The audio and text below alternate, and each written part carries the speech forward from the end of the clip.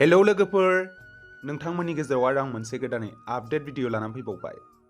जोबोद दुखुनांथाव खौरां लोगोफोर, बर' सावथुन मुलुगनि सासे गागि महरगिरि, मेथाइ खनगिरि आरो सावथुन दिहुनगिरि फैलाव बसुमतारी बिथाङा बे बुहुमाव गैलिया।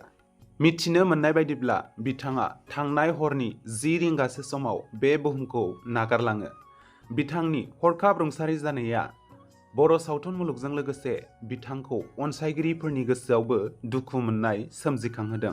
बिथाङा बर' सावथुन मुलुगाव सासे गोख्रों फावगिरि, मेथाइ खनगिरि महरै बिहोमा होनायनि अनगायैबो एसामिस फिल्म इन्डास्ट्रियावबो गोबाङैनो मुं दं। बिथांनि मख'जाथाव मोन्नैसो बर' सावथुनफोरा जादों खैना, होमब्ला, गोरबोनि मोदै आरो बायदि बायदि। आरो बिथांनि मोन्नैसो मुंदांखा बर' मेथाइफोरा जादों बिखुं नुनाय ब्लाउस गानना, जा जानो हाया, आय' सिख्ला महर गोसा आरो बायदि बायदि। बिथांनि गोमालांनाय जिउमाया जाहाथे सोरगोआव आलो गोजोनै जायगा मोनहैयो, आं इसोरनिसिम आरज खालामो। नोंथांमोनहाबो आरज खालामब्लानो जाबाय।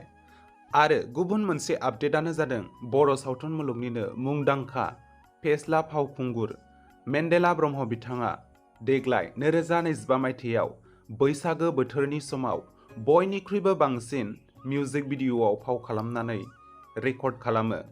बिथाङा मोनथिनो मोननाय बायदिब्ला बे बैसागो बोथोरनि समावनो गासै मोन 13था बड' मिउजिक भिडिअ'आव फाव खालामदों।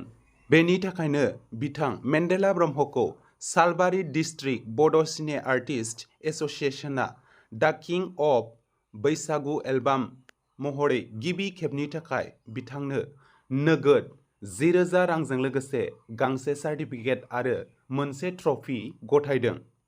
बिथां मेन्देला ब्रह्मनिसिम आंनि गोसो गोरबोनिफ्रायबो कंग्रेचुलेसन्स जासिहरबाय, जाहाथे बिथाङा बेबायदिनो जोंखौ एन्टारटेन खालामलांबाय थायो।